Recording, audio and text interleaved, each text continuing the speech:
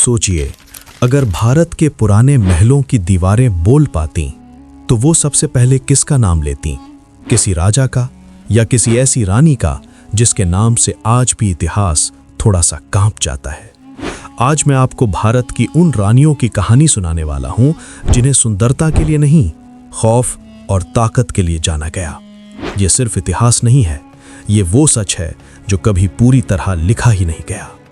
जब कोई पुरुष युद्ध करता है तो उसे वीर कहा जाता है, लेकिन जब कोई स्त्री वही करती है तो उसे खतरनाक कहा जाता है। तो सवाल ये है, क्या ये रानियां सच में खतरनाक थीं या ये खतरा उनके दुश्मनों की हार का नाम था?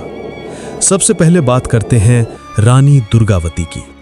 16वीं सदी गोंडवाना की वो रानी जिसने मुगल सम्राट अकबर की ताकत को चुनौती दी। सामने अकबर की विशाल सेना थी, तोपें, हजारों सैनिक, और दूसरी तरफ एक रानी। कम संसाधन लेकिन हिम्मत लोहे से भी ज्यादा मजबूत। रानी दुर्गावती ने साफ कहा था, अपमान की जिंदगी से बेहतर है सम्मान की मौत। जब हार तय लगने लगी तो उन्होंने दुश्मन के सामने झुकना नहीं चुना, उन्होंने खुद को खत्म कर लिया। लेकिन इतिहास मानता है उनका शरीर हारा था, उनकी आत्मा नहीं। आज भी कहा जाता है गोंडवाना के जंगलों में रात के सन्नाटे में कोई अदृश्य शक्ति अब भी पहरा देती है। लेकिन ये तो बस शुरुआत थी। अब बात करते हैं उस रानी की जिसने मर्दों की दुनिया में बैठकर राज किया।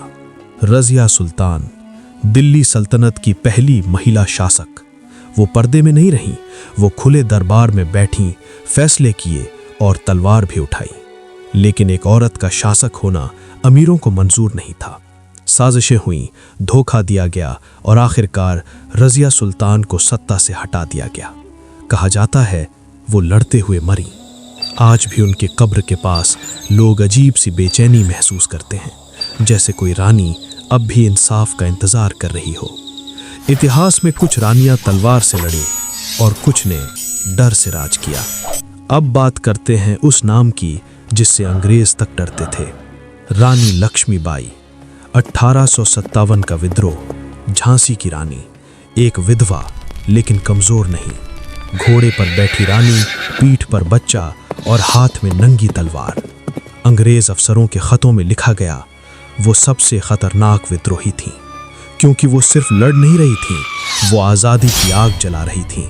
उनकी मौत के बाद अंग्रेज सैनिक कहते थे, रात में झांसी के किले से आज भी घोड़े की टापों की आवाज आती है।